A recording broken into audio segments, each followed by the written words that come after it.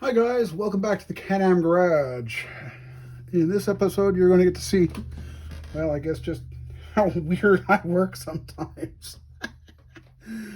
Sitting here on the bench is a nice JADA Toys die-cast International Durastar 4400 that they made, in 2015? Something like that. That's what my records say. Well, it was introduced into the garage into a still photo for the garage the other day by Can-Am Garage Diorama, showing that the Mercury Cyclone spoiler was being brought back into the shop to be worked on for Finish It February, which is the Model Car Podcast's February build theme. Yeah, well, I guess I just took one look at it and said, wow, it's great, but... And my friend Chris Martin pointed out to me, yeah, it is great, it's cool, but the wheels, pardon, we're going to move the camera around a little bit. The wheels are just absolutely horrible. Now, I wish I could show you them, but they basically had to be cut up to try and remove the axle so I could try and reuse the axle, which didn't work, but hey, that's all right. These wheels are from a Mobius. Oh, what do you know? I still have it in the shop too. These here wheels are from the Mobius Big Rig wheel and tire set. Just the wheels. The wheels are all I needed. The tires that came on the diecast are perfect. Low pros and everything's ready to go. I changed that around and it took a little while. And then I started looking at stuff and saying, well, it would look better if I did this, and it would look better if I did that. And Chris said, if you're going to do that, then you should do this too, and gave me a whole laundry list of ideas of what to do. So the first thing up was to take off the factory, if you will, tanks and the box on the other side, these boxes, and repaint them. Those were chrome plated by JADA Toys, and chrome plating, no, that's not right. They're all painted now with TS83. I painted on the stripes here. Tamiya TS83, which is their metallic silver. It's an expensive paint. I think the last time I bought some years ago, it was $25 for the can. I know, expensive, but the results are beautiful.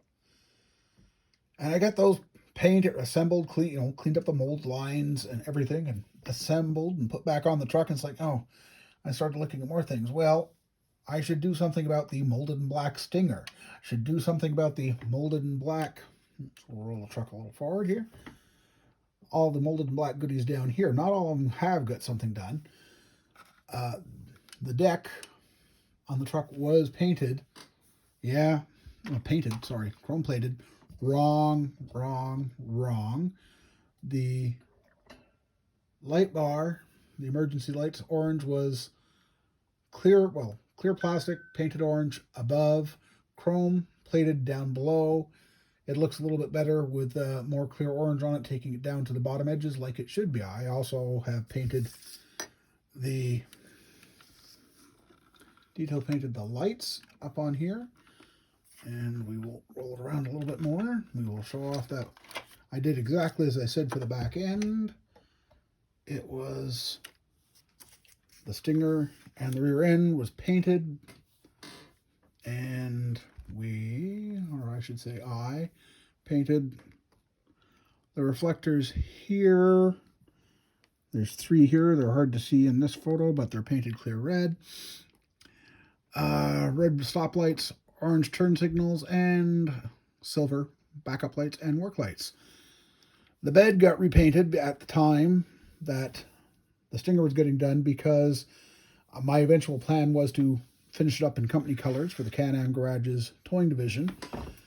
And it sat with the decanted Tamiya maroon bed on top of the chassis. In other words, we're basically going to make all this disappear for a minute.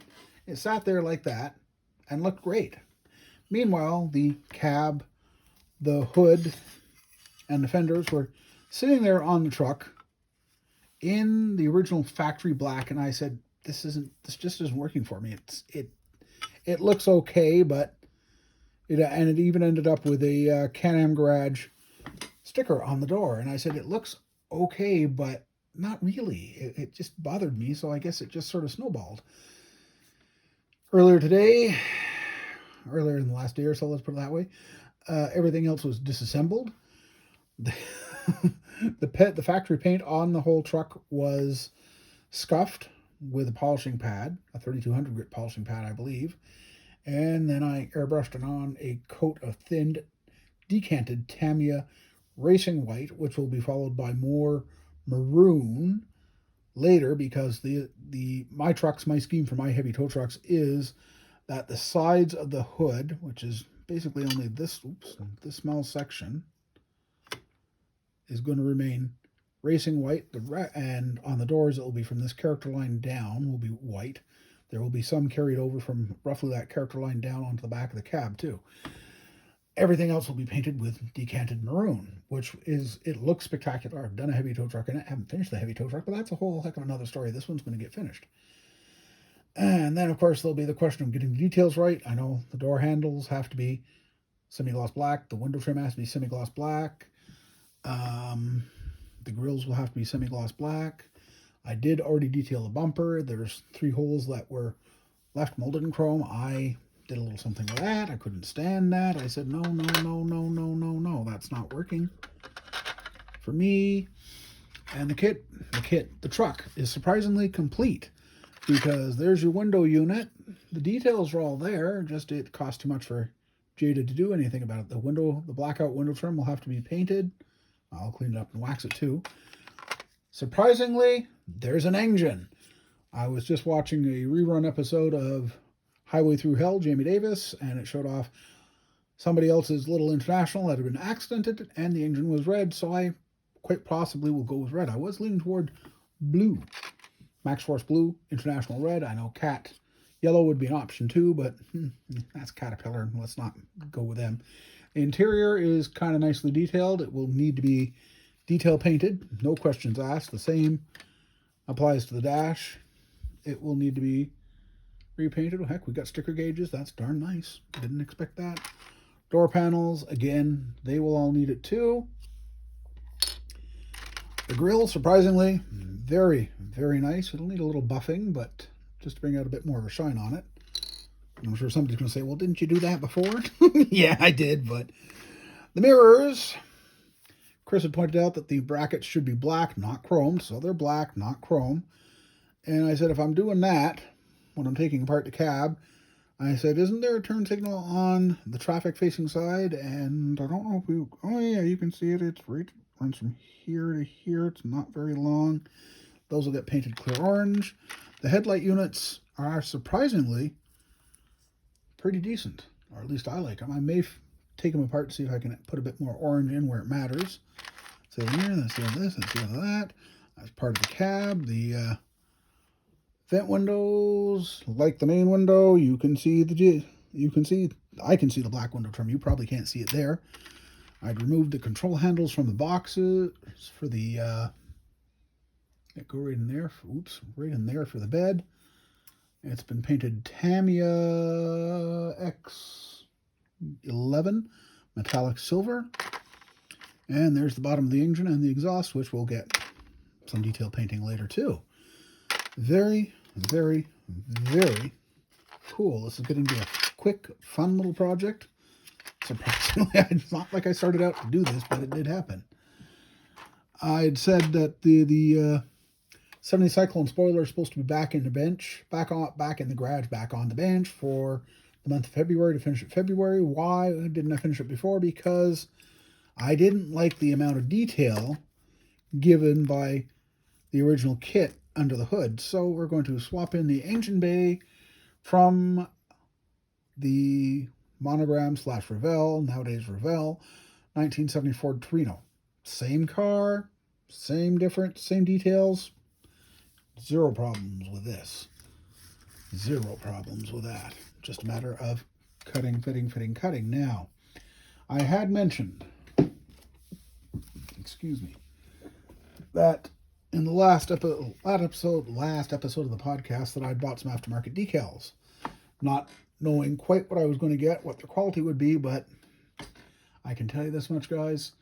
If you're into emergency vehicles, police vehicles in specific, you can definitely order from Bill Bozo Custom Decals. He's in British Columbia, Canada, and he will definitely, you will not, if you have a problem with the decals, there's something wrong with you in my book, because what I've got is just beautiful. I initially ordered, or planned to order, just one set from him, and that was because of 240 Robert. The decals on that kit were, well, less than stellar, shall we say. Yeah, unfortunately, Bill Bozo had several sheets that I wanted. None of them were listed in the ready-to-buy section, so that meant I had to sort of buy sight unseen, not knowing if what I was going to get was going to be the right thing. So up first here is the LA County Sheriff's Department, which is what 240 Robert belonged to. Unfortunately, it doesn't appear that they do a rescue unit anymore, but the rest of it is just, oh well. Current California exempt license plates that you cut out, peel off the backing and stick on the model. Beautiful, very nice, very nicely printed too. Moving on to the actual decals, these are definitely commercially made units, because that is gold foil, my friends.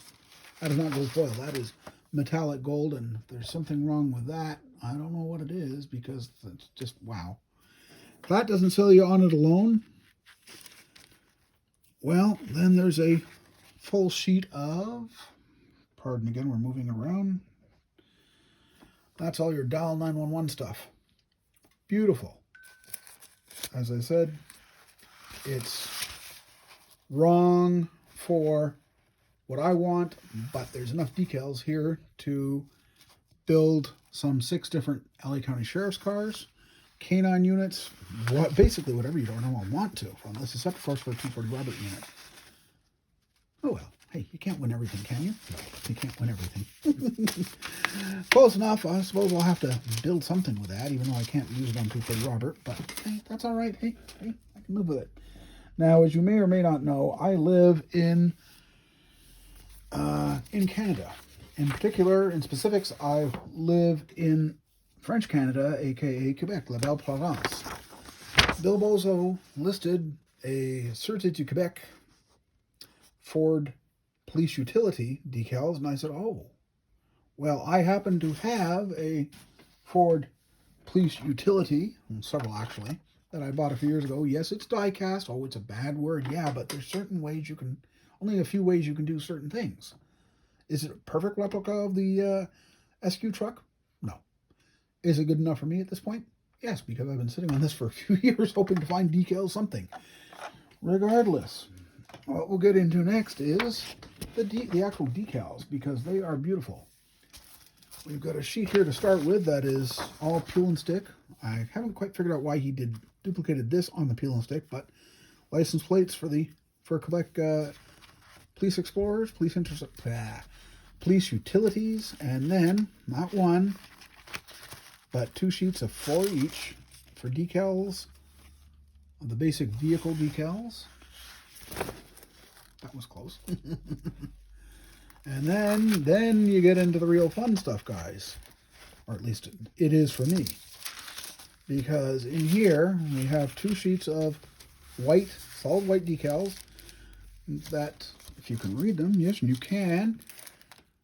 5010. I've likely seen that unit, just not realized, because that I am from what's known as Region 5, or Région 5, excuse me, that is my second darn language, French, and the Eastern Townships, the Canton de l'Est, or appropriately at the moment, Estrie is Region 5. There's also decals here for a Region 6 car, or District 6 car, whatever the SQ refers to it as, and that would be Montreal, the headquarters cars, the headquarters units.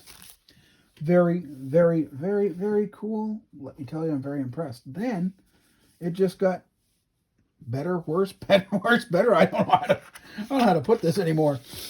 My hometown is Magog, Quebec. Magog has its own regional police force, meaning that they police more than just Magog, but not, 200 kilometers or something like that, although it probably is by the end of the day. Anyway, the Magog Police Department is the Magog Regional Police, or la Police Régionale Minfri-Magog. Yeah, another die cast, and yeah, I got this. I got that, man. I got that. And this one's actually been stripped and is ready to go again. This is like, oh boy, yeah, this is perfect for this idea. So this conceivably will be built first. Conceivably.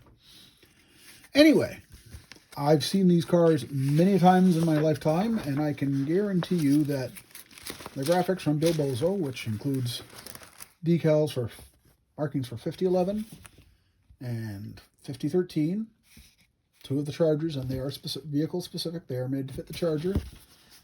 As you can see, for me, I guarantee you these colors are 100% accurate. That for the door badge is just, well, it was on the previous generation of cars. It was a much bigger version on the door. This is beautiful. This is meant to represent Mount Orford and Lake Minfri-Magog. Beautiful. Again, zero reasons to fault this. I'll even mention a price now, just for fun. They go for $15 Canadian. I don't know if that would also be $15 US or if it would be less. You'll have to inquire with Bill Bozo if you're interested. All of these cost $15 each.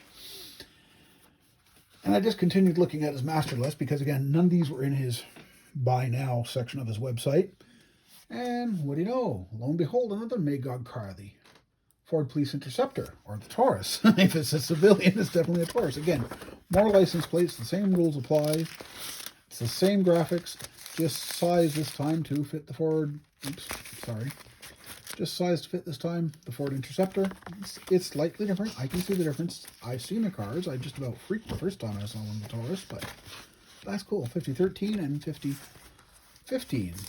This time a couple little extras get slipped in here. More California and Quebec license plates. That's more Quebec license plates than I'll likely ever use on the model. Lastly, there is one more to look at, and this one will get built before the SQ one, because the SQ would require disassembly and painting of the black, as they are white doors in a black vehicle. Well, this one, when I saw it listed, I said, I don't really recall that. And then I saw the picture when I got them, and I said, oh, yes, I do recall that. 5016, the Watch Commander's vehicle. A Ford Police Utility. Yeah, I remember that one. So, again, more peel and stick license plates. 5016, as you can see. Don't go anywhere. Let's see what you did. 5016 is, again, the same graphics. The green is perfect, including the thin, I don't know if you can really see if it is green, but trust me, the stripe above is green. There's a green drop shadow on the police. The numbers are 5016 and 5016, both sizes. It's right. I mean, pardon me, but I've got one that's assembled and ready to roll. It just needs graphics. And yeah, and again, enough to do, 1, 2, 3, 4, 5, 6 units. Wow. Yeah, I've got more decals than I've got units for. Oh, but it is what it is, isn't it? Anyway, before I forget again, I do have a die cast of the Taurus. Just the question is right there. Stripped and in the Baird Zamac. What we're going to do, or what my plan was, I don't suppose you can hear it, but trust me, that's just about zero. But I'm going to see if I can find another can of Tamiya metal primer for undercoating metal parts. I've used it before. Love it. Would choose it over anything else. If I can't find another can of it, and the urge to build the Police Interceptor gets too strong, I'll just say, yeah, too bad, and I will. Sorry, running out of breath here. I will use my Krylon white primer, because the car's white. It's easier to cover white with white than cover gray with white. I think that about covers it, and that should definitely give you all something to think about. And yeah, the idea is right now, hopefully in a few days, I will have a lot more work done on the International. Once I'm done with you guys here, those 3 body parts are going to join the other door in the dehydrator. We're going to dehydrate it for a few more hours tonight, then probably again tomorrow. Hopefully, I'm crossing my fingers here, you can't see it, I will be masking and painting for maroon on the cab on Saturday. If everything is good, maybe it'll get cleared on Sunday, even though the bed did not get cleared, so it probably shouldn't. Well, we'll see what happens. That's all I'm going to say. It all depends on how heavy I put my coats on. Then we'll get some detail painting, and I guess what I'm saying is within a week, that should be done, complete with some nice new Can-Am Garage door badges for it that I had made by a friend some years ago. I still have a few more sets, and there might be a few more things that get added to it. I could, in theory, I have a roll of tape, the red and white, red and silver reflective striping that can go the length of the bed. Probably should be on there, but I only have one roll, and roll of tape has gone out of business, so if I use it up, it won't have real authentic reflective striping. Yes, you can buy the red and white taping stripe from modeltruckin.com, but it's just a printed decal. The line of tape stuff is real reflective, just like you would find on the full-size truck. Yeah, well, what are you going to do, eh? What bothers me now is this appeared during painting. I don't know if you can see it very well, but I sure in heck can see it. Oh yeah, there you can see it. There's a little zit in the paint, and that will have to be fixed before we go to red, because that section of the door is supposed to be racing white. And I see I probably need to make another. Well, maybe I do, maybe I don't. Nobody's going to see the bottom of the doors anyway, and you're all going to keep quiet about it, right? Good. Anyway, I don't think I've been this enthused by 1, 2, 3, 4, 5 projects in some time, and I'm really enjoying this. I just can't seem to stop working on the poor International. It's just, I don't know. It wasn't intended, yet it's happening. Anyway, we're going to call it for this time, guys. Thanks for watching. We'll see you next time here at the Can-Am Garage.